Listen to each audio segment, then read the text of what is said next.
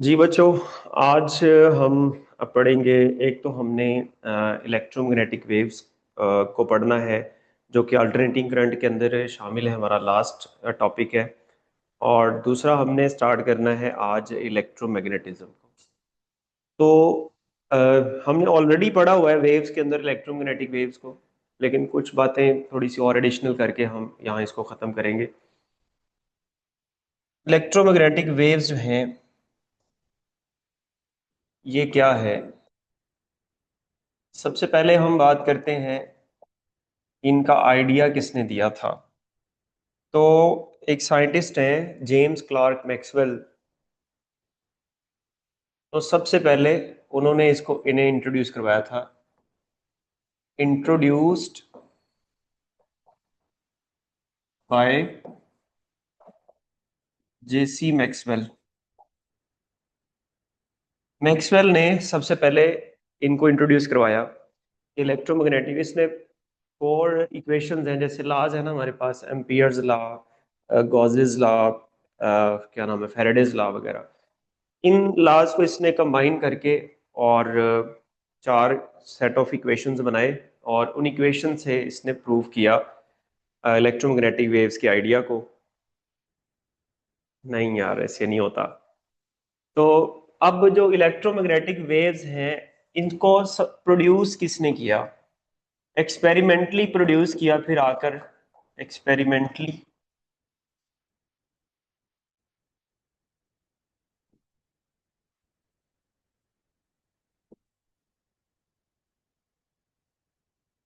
Produced by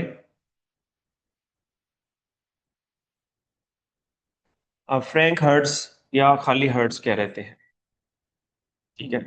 hertz ने इनको prove किया, प्रोड्यूस किया लैब के अंदर इनको, ठीक है। अब जो इलेक्ट्रोमैग्नेटिक वेव्स हैं, ये प्रोड्यूस कैसे होती हैं? तो ऑलरेडी हमने पढ़ा कि जब भी कोई चार्ज एक्सेलरेट करता है ना, तो एक्सेलरेटिंग चार्ज की वजह से इलेक्ट्रोमैग्नेटिक वेव्स प्रोड्यूस, ठीक है। कैसे प्रोड्यूस होती हैं? Produced by an accelerating charge. जब कोई चार्ज एक्सेलरेट करता है ना, तो वो इलेक्ट्रोमैग्नेटिक वेव्स प्रोड्यूस करता है। सर एक्सेलरेट करना जरूरी है। क्या चीज? हाँ जी, सर एक्सेलरेशन जरूरी है, खाली सर मूव करना। मोशन। जैसे हमारे पास जो अल्टरनेटिंग करंट है, ये ये चेंज हो रहा होता है ना, इसकी बार बार मैग्नीट्यूड चेंज हो रहा होता है, ठीक है। इसके अंदर जो चार्जेस हैं वो ऑसिलेट कर रहे होते हैं, तो उनकी ऑसिलेशन की वजह से जब भी बॉडी ऑसिलेट करती है, तो हमने पढ़ा ऑसिलेशंस में उनमें एक्सेलरेशन होता है ना। तो वो जो एक्सेलरेशन है, वो एक्सेलरेशन बेसिकली उसकी वजह से इलेक्ट्रोमैग्नेटिक वेव्स प्रोड्यूस होती है। जैसे आपकी जो ट्रांसमिशन एंटीनाज हैं, ठीक है, उनमें कहाँ से इलेक्ट्रोमैग्नेटिक वेव प्रोड्यूस होती है? चार्ज के ऑसिलेट करने से, यानी कि चार्ज के एक्सेलरेट करने से। मान लो ये मेरे पास एक स्टिक है, ये चार्ज स्टिक है। अगर मैं इसको ऐसे ऑसिलेट करवाऊंगा ना, ऐसे मूव करवाता हूँ, तो ये एक्सेलरेट कर रहे हैं इसके अंदर चार्ज, और इनके एक्सेलरेट करने से हवा के अंदर ना इलेक्ट्रोमैग्नेटिक वेव प्रोड्यूस हो जाएगी। अब देखें, जो इलेक्ट्रोमैग्नेटिक वेव्स है, इनकी बेसिक डेफिनेशन आपने क्या पढ़ी हुई है? Do not require medium for propagation.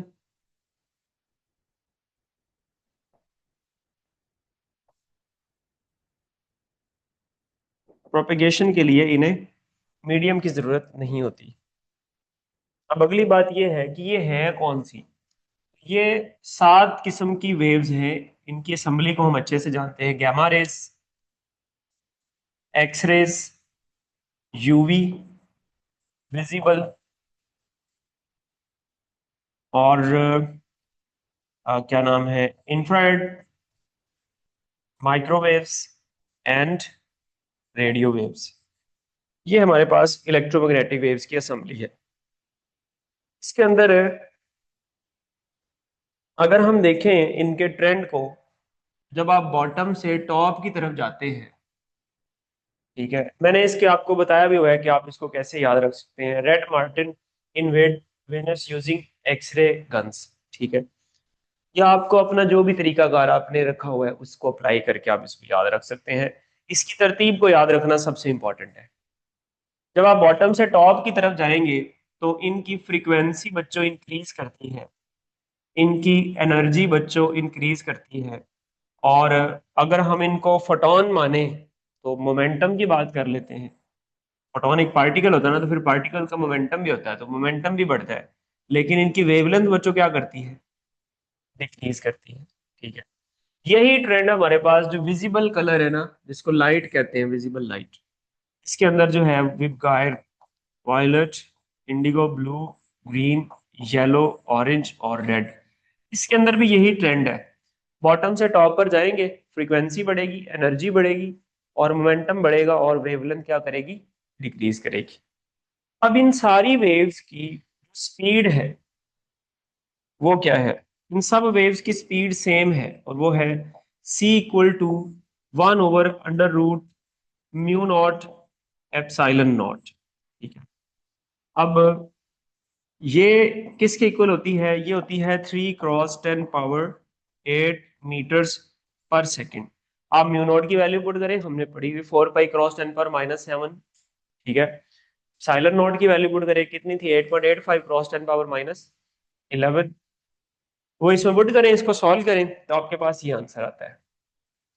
Vacuum के अलावा ये वैक्यूम में है, ठीक है, मीडियम के अंदर इनकी स्पीड आ जाती है v = 1/√μ एप्सोल्यूट परमिटिविटी और एप्सोल्यूट क्या नाम है, परमेबिलिटी।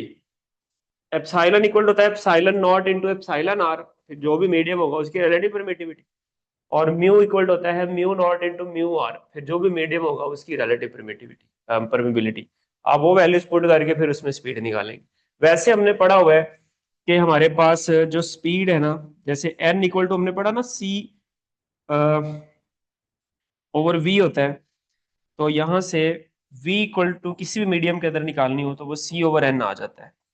n क्या चीज है, ये रिफ्रैक्टिव इंडेक्स है फिर, ठीक है, मीडियम का, उस हिसाब से भी ये चेंज हो जाती है। ओके, अब हमारे पास इसके अंदर और जो है, लाइक इसकी एनर्जी की रेंज क्या हो सकती है, इसकी फ्रीक्वेंसी की रेंज क्या हो सकती है, इसके क्या नाम है, मोमेंटम की रेंज क्या होगी, ये सारी रेंजेस वगैरह ना, एनर्जीज वगैरह, इनकी एग्जैक्ट वैल्यूज क्या है, वो हम मॉडर्न फिजिक्स के अंदर जाकर पढ़ेंगे, वो यहाँ पर मैं आपको नहीं पढ़ा रहा। अब एक बात यहाँ पर जो इम्पोर्टेंट है वो ये है कि जो हमारे पास इलेक्ट्रोमैग्नेटिक वेव्स है ना, मान लो ये वाई एक्सिस है और ये एक्स एक्सिस है। अब इलेक्ट्रोमैग्नेटिक वेव्स कैसे प्रोड्यूस होती हैं, मैक्सवेल ने ये कहा कि जो चेंजिंग इलेक्ट्रिक फील्ड है ना, वो प्रोड्यूस करती है changing magnetic field and vice versa. ठीक है, यहाँ लिख देता हूँ, चेंजिंग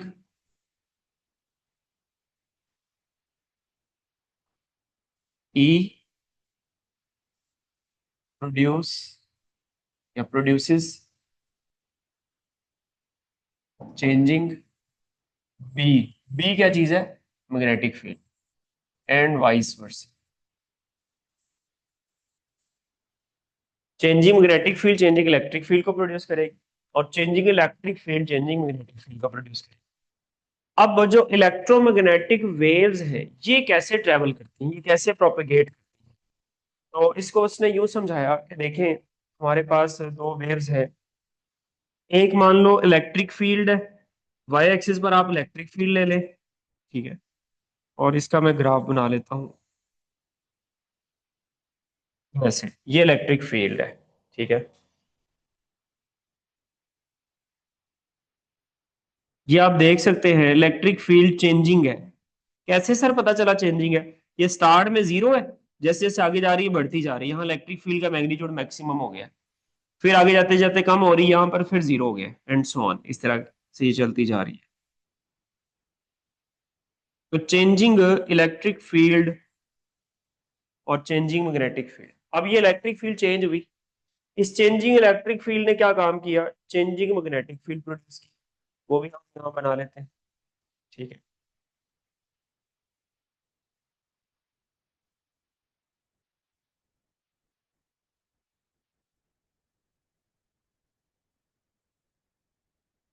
ये देखें, ये इस तरह से चेंजिंग। वाई एक्सिस पर हमने क्या लिया, इलेक्ट्रिक फील्ड, और एक्स एक्सिस पर हम मैग्नेटिक फील्ड ले लेते हैं बी।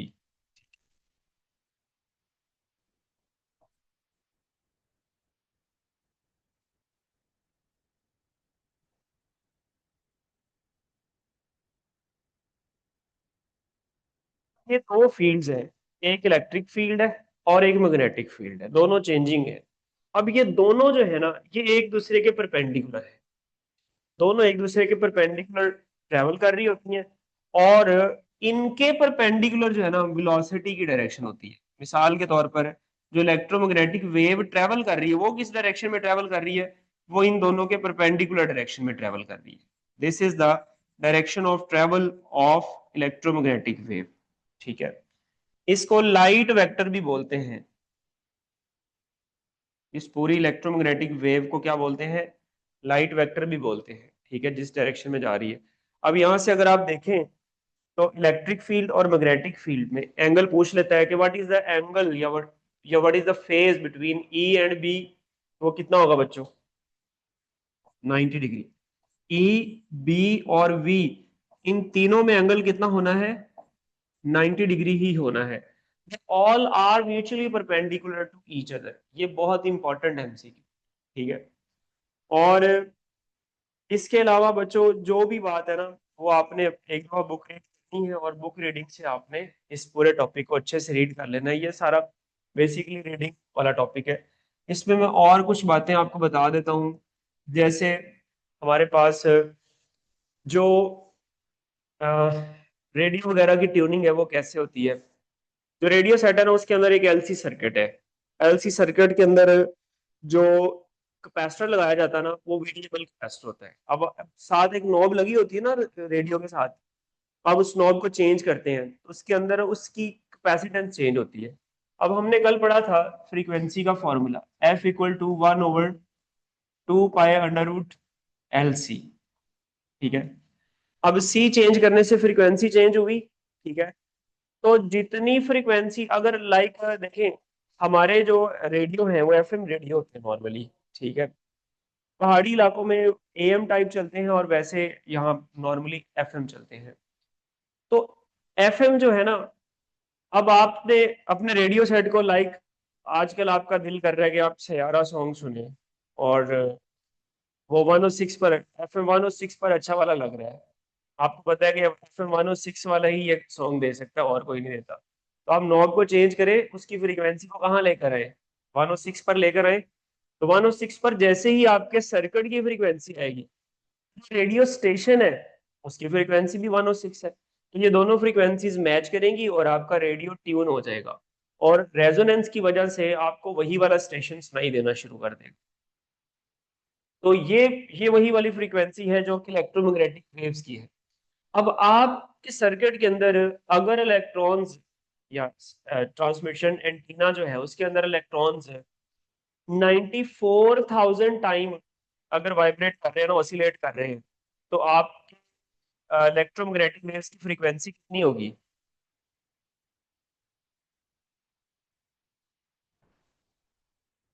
अल्लाह खैर करेगा ईजा, डोंट वरी। तो हुआ क्या, जितनी दफा इलेक्ट्रॉन्स ऑसिलेट करेंगे सर्किट के अंदर या वाइब्रेट करेंगे, उतनी ही फ्रीक्वेंसी की इलेक्ट्रोमैग्नेटिक वेव्स प्रोड्यूस होंगी। ठीक है, अगर मान लो 10,000 दफा वाइब्रेट कर रहे हैं, तो 10,000 फ्रीक्वेंसी की या 10,000 हर्ट्ज, यानी कि 10,000 हर्ट्ज या 10 किलो हर्ट्ज की फ्रीक्वेंसी की वेव जनरेट होगी। ठीक है, अब उसके बाद मॉड्यूलेशन भी होता है। ठीक है, मॉड्यूलेशन क्या होता है, एक लो फ्रीक्वेंसी सिग्नल को एक हाई फ्रीक्वेंसी सिग्नल के साथ मैच करके उसको आगे ट्रांसमिट करना। अब ये दो तरह की आपने पढ़ी, एक एफएम पढ़ी, एक एएम पढ़ी। एम्पलीट्यूड मॉड्यूलेशन पढ़ते हैं, और दूसरी कौन सी पढ़ते हैं बच्चों, फ्रीक्वेंसी मॉड्यूलेशन। ये ऐसे बस बता रहा हूँ एक्स्ट्रा चीजें, ये जरूरत नहीं है इनकी, पॉसिबिलिटी है कि वो पूछ ले इनमें से। ठीक है, तो देखें जो एएम है, इसकी फ्रीक्वेंसी की रेंज आपको पता होनी चाहिए। और एफएम की फ्रीक्वेंसी रेंज भी पता होनी चाहिए जी। एएम की फ्रीक्वेंसी रेंज क्या है बता, कितनी है? 540 किलो हर्ट्स टू कितनी होगी? 1600 किलो हर्ट्स। ठीक है। और जो एफएम है, फ्रीक्वेंसी मॉड्यूलेशन, जिसमें आप फ्रीक्वेंसी को इंक्रीज या डिक्रीज करते हैं, फ्रीक्वेंसी को अगर इंक्रीज या डिक्रीज करें तो ये एफएम या फ्रीक्वेंसी मॉड्यूलेशन इसको बोलते हैं। ओके, इसकी रेंज क्या है हमारे पास? इसकी रेंज है 88 मेगाहर्ट्ज से लेकर कहाँ तक? 108 मेगाहर्ट्ज तक। 108 मेगाहर्ट्ज तक। तो ये दोबारा बता दी, एएम और एफएम इनमें क्या होता है? बच्चों, एएम में एम्पलीट्यूड इंक्रीज या डिक्रीज होता है। ठीक है, जो आप सिग्नल देते हैं उस सिग्नल के देने की वजह से जो कैरियर वेव है उसका एम्पलीट्यूड इंक्रीज या डिक्रीज होता है। किसकी वजह से? किसके अंदर? एम्पलीट्यूड मॉड्यूलेशन के अंदर।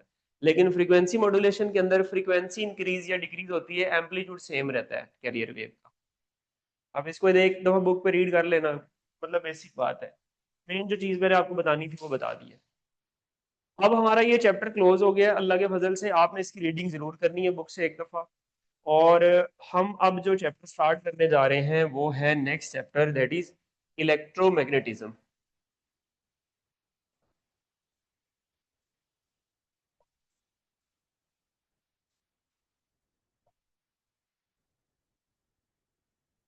इलेक्ट्रोमैग्नेटिज्म को बच्चों कैसे डिफाइन करते हैं जी? Study of magnetic effects of moving charges और करंट। ठीक है, स्टडी ऑफ मैग्नेटिक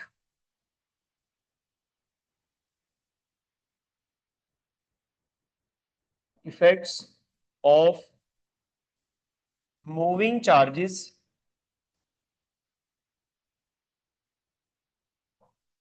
और करंट। आई मैंने लिख दिया।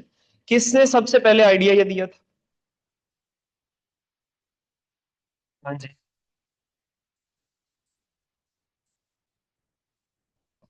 सबसे पहले ये आइडिया किसने इंट्रोड्यूस करवाया था? और एमसीक्यू भी आ जाता होता है। प्रोफेसर हांस और एस्टेड ने।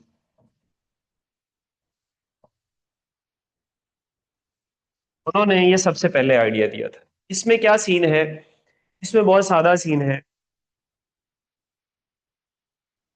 कि मान लो हमारे पास एक ये वायर है। ठीक है,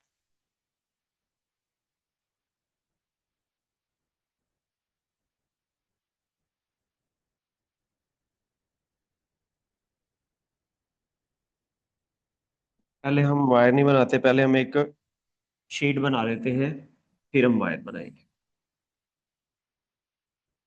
ये हमारे पास एक पेपर बोर्ड है, इसके अंदर से हमने एक वायर को पास करा दिया। ठीक है, ये वायर है जो इसके अंदर से पास कर रही है।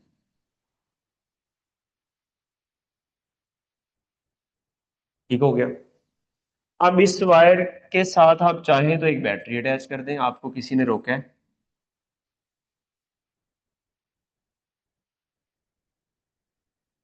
ये आपने एक बैटरी अटैच कर दी साथ, बैटरी के साथ एक स्विच लगा दिया। ठीक है, अब सीन क्या है जी? मरियम मेरे बच्चे, मैं कर दूंगा सेंड। वैसे ऑलरेडी शायद मैंने किए हुए वो जो वेक्टर और इक्विलिब्रियम वाले नोट्स नहीं शेयर किए मैंने, उसके अंदर वो नए तीनों चैप्टर ऐड है। वेक्टर वाला भी है उसमें, और वो फ्लूइड डायनामिक्स भी है, और ये अल्टरनेटिंग करंट भी है। आप मुझे फिर रिमाइंड करवा दीजिएगा उस पे मैसेज पे व्हाट्सएप पर, मैं वो अगेन भेज दूंगा। देखें, अब वो प्रोफेसर हांस और एस्टेड ने क्या काम किया? उसने ये काम किया कि मान लो हमने ना इसकी चारों तरफ ना कंपास रख दी। क्या रख दी? मैग्नेटिक कंपास रख दी। इसके चारों तरफ इस वायर, ये ऐसे बोर्ड है, इसमें से ये वायर ऐसे पास कर रही है, इसके इधर चारों तरफ हमने कंपास रख दिया, मैग्नेटिक कंपास। अब मैग्नेटिक कंपास के बारे में तो आपको पता ही है, सारी दुनिया को पता है, ये नॉर्थ साउथ में हमेशा इसकी निडल वेस्ट में आती है, ठीक है। तो देखा ये गया कि सबकी जो नीडल है ना, वो नॉर्थ साउथ में ही वेस्ट पर आ रही है। मान लो इसकी निडल भी इधर है, इसकी निडल भी इधर है, इसकी निडल भी इधर है, और इसकी निडल भी इधर है। सबकी नीडल की डायरेक्शन एक ही है। अभी करंट फ्लो कर रहा है इसमें से? No, no current. जैसे ही आपने स्विच क्लोज किया तो आपने एक चीज ऑब्जर्व की, और वो क्या चीज ऑब्जर्व की? वो ये कि हर जो हमारे पास कंपस है, उसकी नीडल जो पहले स्ट्रेट थी, इस तरह से थी, हर एक ने अपनी डायरेक्शन को रिवर्ट चेंज कर लिया, ठीक है। हर एक ने अपनी डायरेक्शन को चेंज कर लिया।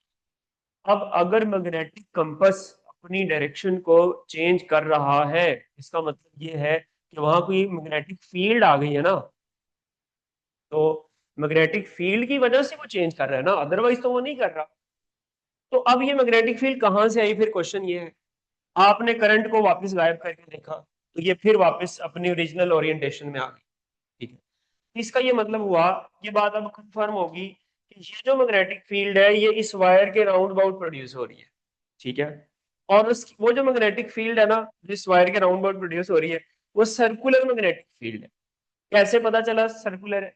क्योंकि हमने एक सर्कल बनाया, ठीक है, इसके राउंड अबाउट, और इसके डिफरेंट पॉइंट्स पर हमने जब कंपास को रखा ना, तो उसकी डायरेक्शन जो थी ना, हर पॉइंट पर वो लॉन्ग द टेंजेंट आ रही थी, ठीक है। तो इसका ये मतलब हुआ कि इसके अंदर एक मैग्नेटिक फील्ड प्रोड्यूस हो जाएगी, ठीक है। तो हम ये बात पढ़ते हैं कि जब किसी कंडक्टर में से करंट फ्लो करता है तो उसके अराउंड अबाउट एक मैग्नेटिक फील्ड प्रोड्यूस हो जाती है, ये बात, बस मेन ये बात।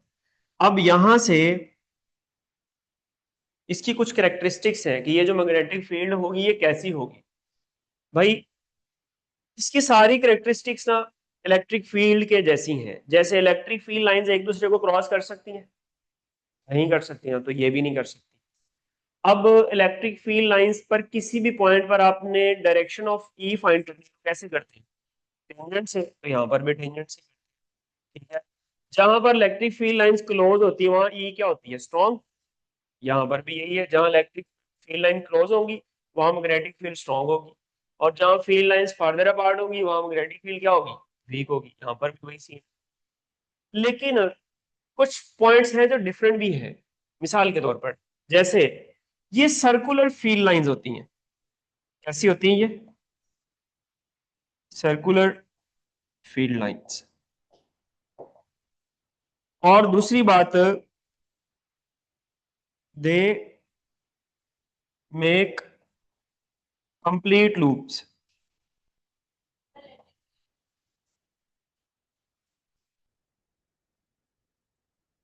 नहीं, वो फ्रिंजिंग होती है, उसको फ्रिंजिंग बोलते हैं, ठीक है। सर्कल होता है एक पूरा सर्कल, इसके ये सर्कल बनते हैं ऐसे पूरे, ठीक है ना, ये इस तरह से। अब दे मेक कंप्लीट लूप्स। क्या electric field lines complete loop बनाती है? नो। उसमें पॉजिटिव से फील्ड लाइन निकलती है और नेगेटिव पे एंड, बस। वो कंप्लीट लूप नहीं बनाती कभी भी। लेकिन इसके अंदर जो मैग्नेटिक फील्ड लाइंस है ये कंप्लीट लूप बनाती है, ठीक है।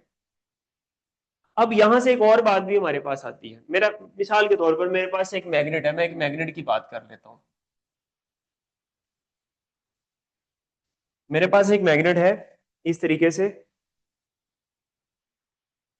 ये बच्चों एक मैग्नेट है,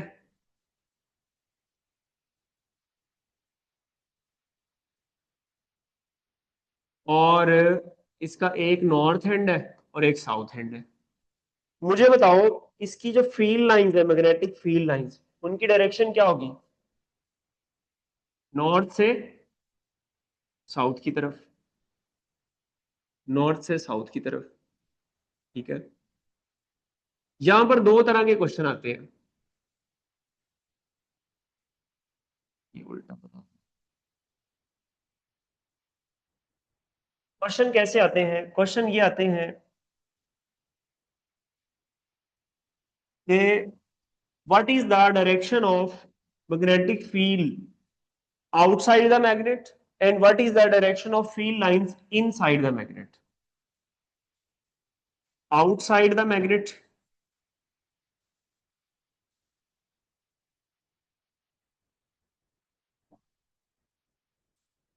किधर होगी बच्चों?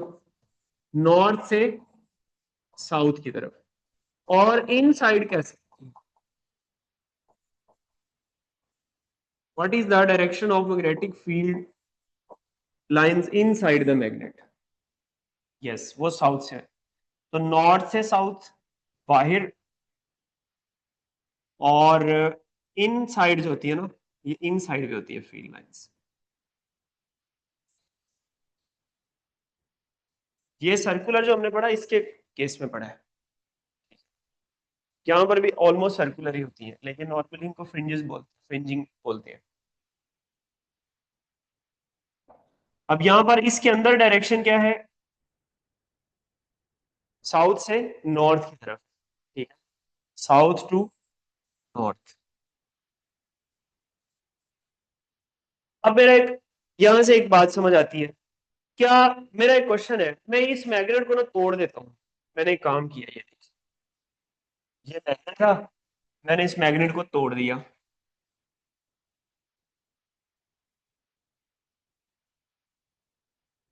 ये राइट साइड वाला नॉर्थ है, लेफ्ट साइड वाला साउथ। मैंने आपको नॉर्थ प्रोग्राम दे दिया, आपको साउथ दे दिया। अब बताओ आपके हिस्से में कौन सा है? आपके हिस्से में तो सर यूनिपोलर एग्जिस्ट ही नहीं करता ना। क्या एक सर यूनिपोल एग्जिस्ट ही नहीं करता ना। देखो भाई, जब आपने तोड़ा तो ऐसा नहीं है कि ये नॉर्थ बन गया, इसके अंदर दोनों आ जाते हैं, एक नॉर्थ एक साउथ, एक नॉर्थ एक साउथ, ठीक है। तो यहां से जो कॉन्सेप्ट है वो ये है कि magnetic monopole does not exist. ये असल बात है बस पूरी कहानी की। Magnetic magnetic monopole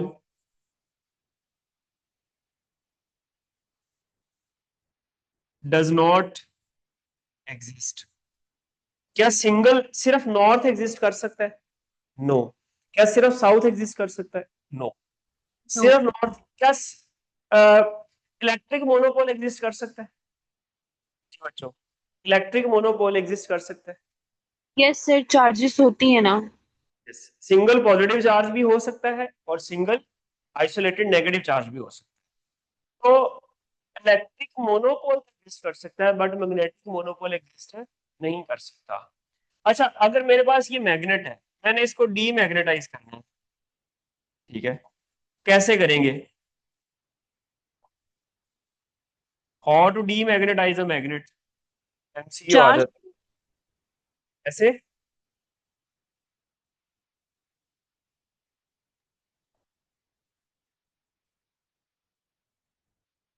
by heating. इसको आप हीट करेंगे ना, हीट करने से इसकी डोमेन्स की अलाइनमेंट खराब हो जाएगी और ये मैग्नेटाइज नहीं रहेगा, ये डीमैग्नेटाइज हो जाएगा। या आपको गुस्सा आ गया है और आप इसको बाय हीटिंग यानी कि बाय हैमरिंग इसको बोलते हैं। लाइक वो बच्चे वो लेकर आते हैं ना खिलौना बाजार से, वो खिलौने वाले दो मैग्नेट होते हैं, उनको जब ऊपर फेंकते हैं तो ऊपर जाकर वो मिलते हैं तो एक अजीब मजे वाली आवाज निकालते हैं ना, चींग करके। Sir camera. जाहिर है इतनी मजे की बात शुरू हुई थी तो ऑफ ही होना था। तो अब उनमें से एक सर अगर इसका गुम हो जाए, यस। सर चार्जेस का तो समझ आ जाता है ना कि positive negative due to gain in loss of electron. ये जो मैग्नेटिक इफेक्ट होता है या फिर ये जो नॉर्थ पोल साउथ पोल और इनकी डिफरेंट प्रॉपर्टीज, ये सब किस वजह से होता है? Very good question. Next please. आप एक काम करना, आप ना अपनी बुक का जो यूनिट नंबर 17 है ना, सॉलिड स्टेट फिजिक्स वाला, यस सर। उसमें मैग्नेटिक प्रॉपर्टीज ऑफ मटेरियल पढ़ना, ठीक है? ओके। हाँ याद आ रहा है सर, थोड़ा थोड़ा। हाँ, याद आ रहा है थोड़ा थोड़ा, काफी याद आ जाएगा। आप एक दफा रीड कर लेना, अगर आपके पास ओके टाइम हो तो। ओके खैर सर। मैं हल्का फुल्का सा बता देता हूँ आपको। इसके अंदर भी ना 3 तरह के मटेरियल होते हैं, पैरा, डाया और फेरो। जो मैग्नेट होते हैं ना, मैग्नेट, ये फेरोमैग्नेटिक मटेरियल होते हैं, ठीक है। जो फेरोमैग्नेटिक मटेरियल होते हैं ना, इनके अंदर जो इलेक्ट्रॉन्स की स्पिन मोशन और जो उनकी सर्कुलर ऑर्बिटल मोशन है ना, वो इस तरह से होती है कि वो एक टाइनी मैग्नेट के तौर पर बिहेव करते हैं, और हर एटम एक टाइनी मैग्नेट बन जाता है। हर एटम अपने साथ वाले एटम की मैग्नेटिक फील्ड को सपोर्ट करता है, और एक स्पेसिफिक रीजन के अंदर ना एक मैग्नेटिक फील्ड प्रोड्यूस हो जाती है। उस रीजन हाँ को जिसकी मैग्नेटिक फील्ड है उसको डोमेन बोलते हैं। और वो सारी डोमेन्स की अपनी एक डायरेक्शन ऑफ मैग्नेटिक फील्ड होती है, यानी कि छोटे छोटे से मैग्नेट बन गए एक ही मटेरियल के अंदर। लाइक आयरन है तो आयरन के अंदर बन गए, स्टील है तो स्टील के अंदर बन गए। लेकिन अब इनकी ओवरऑल मैग्नेटिक फील्ड जीरो है। क्यों? क्योंकि वो डोमेन्स अलाइन नहीं है, सारी एक डायरेक्शन में नहीं है। अगर आपने उसको मैग्नेटाइज करना है, ये भी लिख लेते हैं, उसको आपने मैग्नेटाइज करना है, तो मैग्नेटाइज के मेन मेथड्स क्या है? उसको मैग्नेटाइज करने के लिए उसमें से आप पास करवाएं, डीसी पास करवाएं, ठीक है। या इसको बोलते हैं one touch method, by one touch method. One touch method क्या है? मिसाल के तौर पर मेरे पास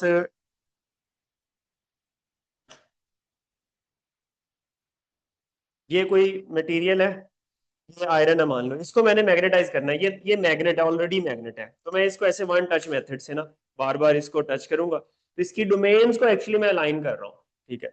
या एक एक्सटर्नल मैग्नेटिक फील्ड प्रोवाइड कर दें, ठीक है, उससे भी ये क्या काम करेंगे, ये मैग्नेटाइज हो जाएंगे, या ये क्या काम करेंगे, ये एक डायरेक्शन में इसकी डोमेन्स अलाइन हो जाएंगी और ये मैग्नेट बन जाएगा। अब इसमें भी फिर आता है कि ये कितनी देर तक मैग्नेट रहेगा। अगर तो ये सॉफ्ट मैग्नेटिक मटेरियल है, सॉफ्ट फेरोमैग्नेटिक मटेरियल है, तो ये मैग्नेट तो बन जाएगा, जैसे ही आप वो हटाएंगे वो कुछ देर बाद फिर डीमैग्नेटाइज हो जाएगा। लेकिन अगर ये हार्ड मैग्नेटिक मटेरियल है, तो आपने इसको एक दफा डोमेन्स को अलाइन कर दिया, काफी मुश्किल काम होता है लाइन करना हार्ड मैग्नेटिक मटेरियल, लेकिन एक दफा लाइन होगी तो फिर उसको डी लाइन होने में काफी वक्त लग जाता है, तो वो एक परमानेंट मैग्नेट की तरह बन जाते हैं। तो बाय हीटिंग, बाय हैमरिंग, और इसमें एक और मेथड हम लिख सकते हैं, by passing DC, sorry by passing AC. आप इसमें से अल्टरनेटिंग करंट पास करवाएं तो तब भी ये डीमैग्नेटाइज हो जाएगा। खैर हम मैग्नेट को तो हमने नहीं पढ़ना, हमने तो अपने टॉपिक को पढ़ना है। तो हमारा पहला टॉपिक जो है ना इसके अंदर, उसकी तरफ आते हैं। इलेक्ट्रोमैग्नेटिज्म के अंदर हमारा पहला टॉपिक कौन सा है? तो पहला टॉपिक है हमारा बच्चों, force on a current carrying conductor placed in a magnetic field. Normally uniform magnetic field लेते हैं, ठीक है। मिसाल के तौर पर हमारे पास मान लो इस तरह का एक सेटअप है,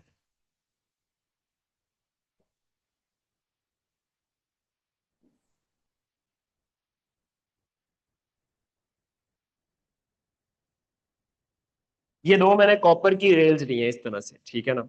इन रेल्स के ऊपर ना मैं एक कॉपर का रॉड रख देता हूँ, ठीक है। इन रेल्स के साथ एक मैंने बैटरी लगा दी,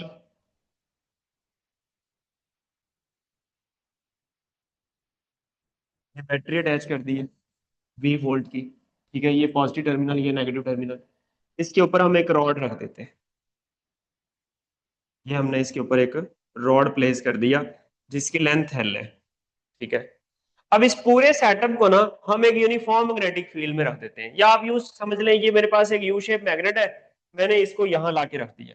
ये सेटअप ऐसे पड़ा हुआ है और मैंने मैग्नेटिक यू शेप मैग्नेट को ऐसे लाके रख दिया। नीचे नॉर्थ है, ऊपर साउथ है, तो ये नीचे से ऊपर की तरफ magnetic field lines, field lines के डायरेक्शन में किधर ले रहा हूँ, बॉटम टू टॉप, ये मैग्नेटिक फील्ड लाइंस,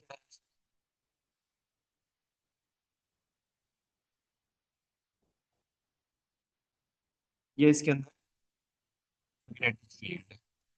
यानी कि मैंने उस लेंथ के, यू लेंथ है ना, तो उसके परपेंडिकुलर मैंने मैग्नेटिक फील्ड अप्लाई की हुई है।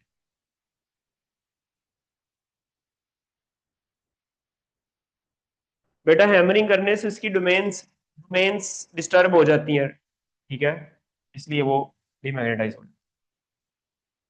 ओके, अब होगा क्या, जैसे ही आपने इसमें से करंट पास करवाया, यहां से करंट आई स्टार्ट हुआ और इसमें से इधर करंट जाएगा तो अब आप देखेंगे इस पर ना एक फोर्स लग रही है, और ये फोर्स मान लो इस डायरेक्शन में लग रही है, ये इस पर एक फोर्स लग रही है जिसको आप मैग्नेटिक फोर्स कह देते हैं, एफ बी मैंने बोला है, ठीक है। अब एक्सपेरिमेंटली, अभी ये सारी बात में एक्सपेरिमेंटली हो रही है, इसके अंदर फिजिक्स क्या है, कहानी क्या है, वो बात की बात है, अभी पहले ये बात सारी एक्सपेरिमेंटली हो रही है। इस पर लगने वाली जो फोर्स है ना, देखा गया कि वो किस किस पर डिपेंड करती है। ये गया कि इस पर लगने वाली जो फोर्स है ना, एफ पी जिसको मैं कह रहा हूँ, वो करंट के डायरेक्टली प्रोपोर्शनल है, ठीक है। अगर आप करंट का मैग्नीट्यूड बढ़ाते हैं तो फोर्स बढ़ जाती है। दूसरी बात, ये जो फोर्स है बच्चों, ये लेंथ के डायरेक्टली प्रोपोर्शनल है। कौन सी लेंथ? जो with in the magnetic field है। अगर मैं यहां बाहर लेंथ बढ़ा दूं, डबल कर दूं, लेकिन वो बाहर की तरफ हो, तो क्या इसके ऊपर फोर्स बढ़ेगी? नो। कौन सी वाली लेंथ लेनी है? जो इनसाइड द फील्ड है, ठीक है ना, वो लेंथ डबल करनी है। और तीसरी बात, ये फोर्स जो है, ये मैग्नेटिक फील्ड स्ट्रेंथ के भी डायरेक्टली प्रोपोर्शनल। अगर मैग्नेटिक फील्ड स्ट्रॉन्ग कर देंगे तो इस पर लगने वाली फोर्स भी ज्यादा हो जाएगी। और तीसरी बात, इसको डिफरेंट ओरिएंटेशंस पर रखकर देखा गया, तो देखा ये गया कि जब ये रॉड और मैग्नेटिक फील्ड दोनों 90 डिग्री एंगल बनाते हैं, ठीक है, तो उस वक्त क्या सीन होता है कि इस पर फोर्स मैक्सिमम लगती है। और जब ये दोनों पैरेलल हो जाते हैं तो इस वक्त फोर्स क्या हो जाती है? जीरो हो जाती है। तो फिर यूं डिसाइड किया गया कि ये लगने वाली जो फोर्स है ना, ये साइन ऑफ थीटा के डायरेक्टली प्रोपोर्शनल। अब इन सब को कंबाइन करें तो हमारे पास मैग्नेटिक फोर्स का जो फॉर्मूला आ जाता है, एफ बी इक्वल टू आ जाएगा I L B sine of theta, ठीक है। ओके, इसको, इसमें जो थीटा है ना, थीटा ये बिटवीन है length vector and magnetic field, ठीक है। इसके वेक्टर फॉर्म मैं लिख लेता हूं यहां पर, इसके मैं वेक्टर फॉर्म लिख देता हूं कि इसकी वेक्टर फॉर्म क्या होगा। वेक्टर फॉर्म देख लें इसकी।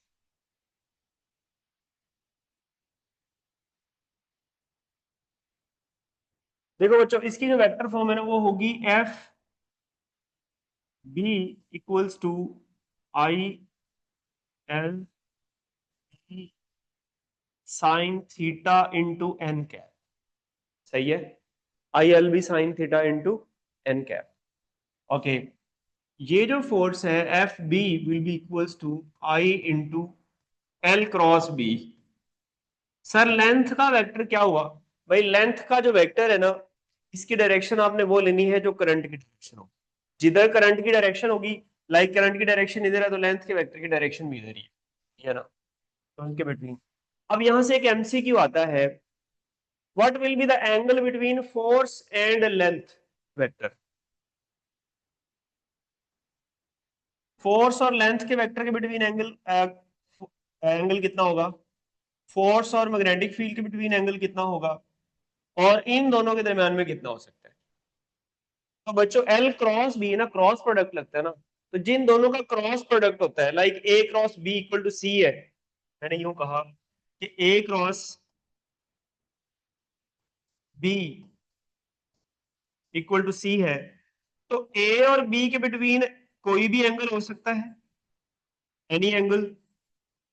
लेकिन बी और सी और ए और बी, ठीक है, लाइक आप यूं करें ना, ये मान लो ए है, ये मान लो बी है, ये इनके दरमियान में एंगल थीटा है। ए क्रॉस बी करने से ये परपेंडिकुलर आएगा ना, मैं इसको यहां इसके ऊपर बना लेता हूँ, ये आ गया हमारे पास सी है।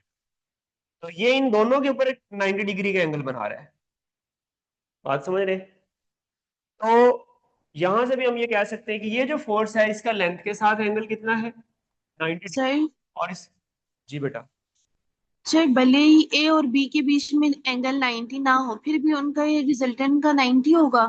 हाँ जी, हाँ जी, हाँ ओके जी। वेक्टर्स नहीं पढ़ा आपने सही तरह से, ठीक है। सर। इन दोनों के हाँ दरमियान में कोई भी एंगल हो सकता है, ठीक है, इन दोनों के दरमियान में आप एंगल चेंज कर सकते हैं। ओके, अब देखें यहां से मुख्तलिफ, अगर मैं मैग्नीट्यूड की बात करूं, यहां से मुख्तलिफ क्वेश्चन आ सकते हैं। फोर्स इस पर जो लगेगी वो मैक्सिमम कब होगी? 90 पे। मैक्सिमम फोर्स कब होगी? जी बच्चों, जब थीटा कितना होगा, 90 डिग्री, ठीक है।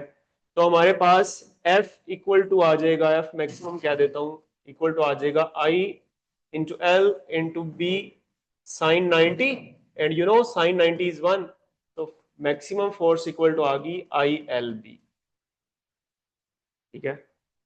यहां से B अगर आपको निकालना हो तो B इक्वल टू आ जाएगा F over I into L, ठीक है। अब ये जो B है, इस B का यूनिट होता है टेस्ला, ठीक है। और ये 1 न्यूटन अगर फोर्स हो और करंट 1 एम्पेयर पास करे और लेंथ 1 मीटर हो, ठीक है, तो जो मैग्नेटिक फील्ड स्ट्रेंथ होगी वो 1 टेस्ला होगी, ठीक है। मैग्नेटिक फील्ड स्ट्रेंथ कितनी होगी, 1 टेस्ला होगी। तो 1 टेस्ला जो है बेसिकली ऐसा यूनिट है मैग्नेटिक फील्ड स्ट्रेंथ का, या मैग्नेटिक फील्ड का, या मैग्नेटिक इंडक्शन का, ये सारे इसी के नाम है, ठीक है ना। 1 टेस्ला इक्वल टू होगा 1 न्यूटन पर एम्पेयर पर मीटर। इसका ऐसा ही बेस आपने बच्चों बना लेना है, ठीक है। यहां से एक और बात याद आ गई, ये जो हमारे पास रिलेशन है ना, इसको एम्पियर्स लॉ ने फर्दर यूं एक्सप्लेन किया, उसने ये कहा, मैं यहां लिख देता हूं आपके लिए,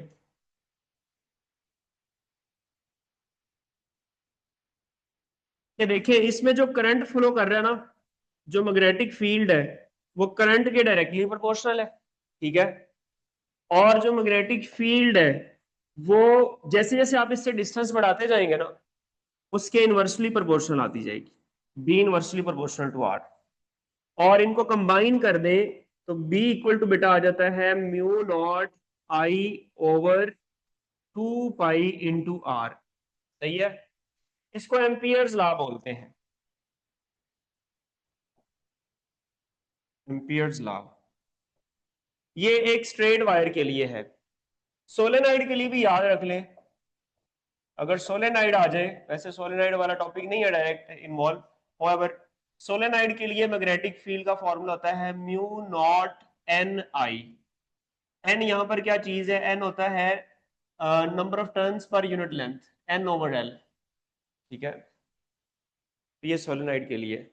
अगर करंट डबल कर दे तो मैग्नेटिक फील्ड स्ट्रेंथ डबल हो जाएगी, अगर डिस्टेंस डबल कर दे तो मैग्नेटिक फील्ड स्ट्रेंथ क्या हो जाएगी, हाफ हो जाएगी। तो यहां से ये भी आ सकता है, यहां से एमसीक्यूज भी बन सकते हैं इस फॉर्मूला को यूज करके, ये आपको यूज करना आना चाहिए। ओके, तो ऐसे ही बेस यूनिट आप खुद निकाल लेंगे बच्चों के, नहीं? कैसे निकालना है, बहुत सादा है, कोई मुश्किल भी नहीं है। बस न्यूटन की जगह आपने, मैं निकाल देता हूं यार, तुम लोग बहुत आलसी हो मुझे पता है, मुझसे भी बड़े आलसी हो। न्यूटन की जगह क्या आएगा, किलोग्राम मीटर पर सेकंड स्क्वायर पर एम्पेयर पर मीटर। इस मीटर से ये मीटर गायब हो गया तो क्या आ गया, किलोग्राम पर सेकंड स्क्वायर पर एम्पेयर, सही है। इसकी डायमेंशन भी बता दो, यहां पर किसी ने रोका है आपको? यस, एम, क्या एल होगा इसमें, लेंथ होगी? No, M T minus two A minus one. अगर आपने लेंथ लिखनी है तो एम एल जीरो लिखते हैं, एल की पावर जीरो, ठीक है। इसका सीजीएस यूनिट बच्चों क्या होगा, सीजीएस, यस, सीजीएस यूनिट जो है वो गॉज है, ठीक है। और 1 टेस्ला जो है ना बच्चों, 10 पावर 4 गॉज के इक्वल होता है, ठीक है, 1 tesla equal to 10⁴ gauss. Okay, यहां से एक और टर्म है छोटी सी, वो है magnetic flux density. Magnetic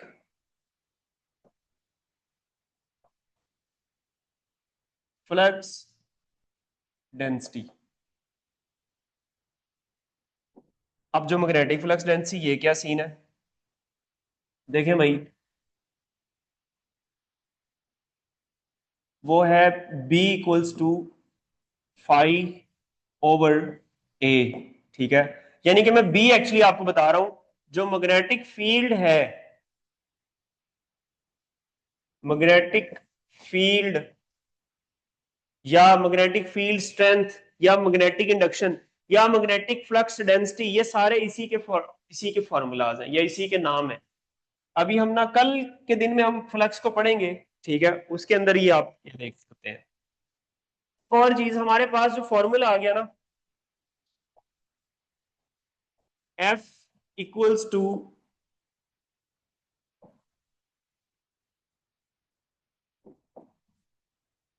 ILB sine of theta. तो अगर मैं इसको मैक्सिमम फोर्स की फॉर्म में लिखूं, तो मैक्सिमम फोर्स कितनी आती है बच्चों, ILB आ रही है ना। तो आप क्या काम कर सकते हैं, आप इस ILB की जगह मैक्सिमम फोर्स लिख सकते हैं, FB equal to F maximum into sine of theta. यहां से वो सारे क्वेश्चन जैसे हमने ऑलरेडी पढ़े हुए हैं जिस तरीके से, मिसाल के तौर पर अगर बच्चों थीटा 0 डिग्री हो, तो बताएं मैग्नेटिक फोर्स क्या होगी, 0 होगी।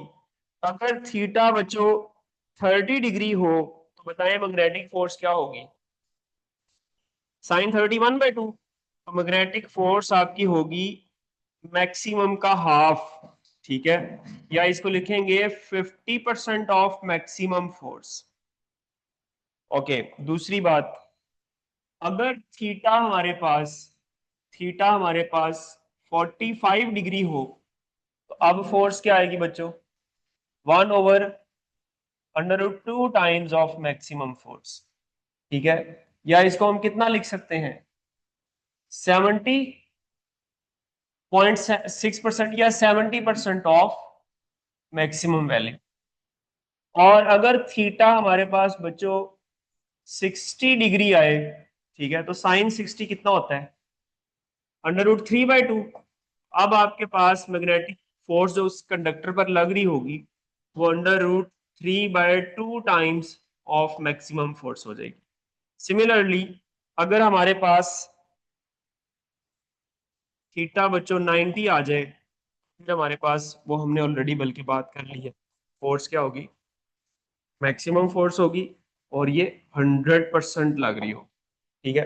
अब आगे जब इस तरह के, जैसे मैग्नेटिक फ्लक्स में जैसे फोर्स होना, charge moving in a magnetic field, वहां पर साइन या कॉज आ जाए ना, तो ये वाले सारे एंगल्स के ऊपर की डिस्कशन मैं नहीं करूंगा अब, वो डिस्कशन अब अंडरस्टूड हो जाएगी कि वहां किसने एंगल पर क्या हो, उसकी वैल्यू होनी है, वो मैं नहीं अब बताऊंगा आपको, ठीक है। ओके, तो इसके अंदर कुछ क्वेश्चंस मैं आपसे पूछ लेता हूं। जैसे क्वेश्चन है, मैक्सिमम फोर्स एक कंडक्टर पर लग रही है, मान लो 7 × 10⁻⁴ न्यूटन, और उसमें जो करंट फ्लो कर रहा है वो 10 एम्पेयर है, और उस कंडक्टर की जो लेंथ है बच्चों वो 20 सेंटीमीटर है। तो बताओ मैग्नेटिक फील्ड की वैल्यू कितनी होगी इन गॉस।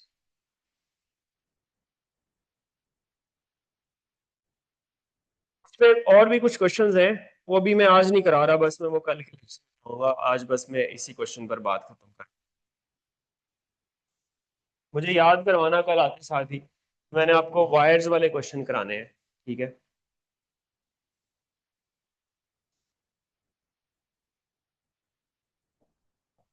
क्या आंसर आ रहा है बच्चों, बताना जरा जल्दी से।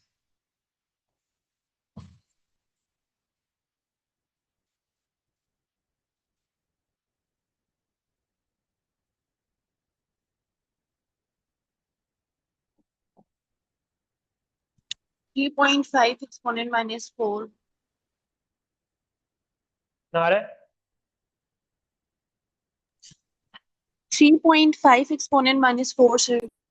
ओके, ये हमारे पास आ गया b इक्वल्स टू ये Tesla 3.5 cross 10 power -4 Tesla. Tesla but answer किस में चाहिए हमें? गॉस में गॉस चाहिए में। ना। तो 1 यस सर। टेस्ला कितने गॉस की इक्वल होता है बच्चों? 10 पावर -4 इंटू 10 पावर 4 से मल्टीप्लाई कर देंगे तो ये गॉस में चला जाएगा। तो आपकी मैग्नेटिक फील्ड कितनी आ गई? 3.5 गॉस। गुड हो गया। और कुछ क्वेश्चन कराऊंगा लेकिन अब वो कल के लेक्चर में कराऊंगा। So this is all about today's lecture. दुआ में याद रखिएगा। अल्लाह हाफिज। अल्लाह हाफिज़। सर दर्द ठीक हुआ सर आपका? क्या चीज? सर दर्द से? सर दर्द दुआ कीजिएगा बस, अल्लाह करे कि हो जाए। मैंने ठीक हो जाए यार। 2 पैराडोल खाई है अभी, एक चाय पी आपकी क्लास पढ़ाने से पहले। पैनाडोल से मेरी काफी अच्छी दोस्ती है, मुझे पूरी उम्मीद है कि ये ठीक हो जाएगा। ओके जी, अल्लाह हाफिज। अल्लाह हाफिज। सही बात की ईजा।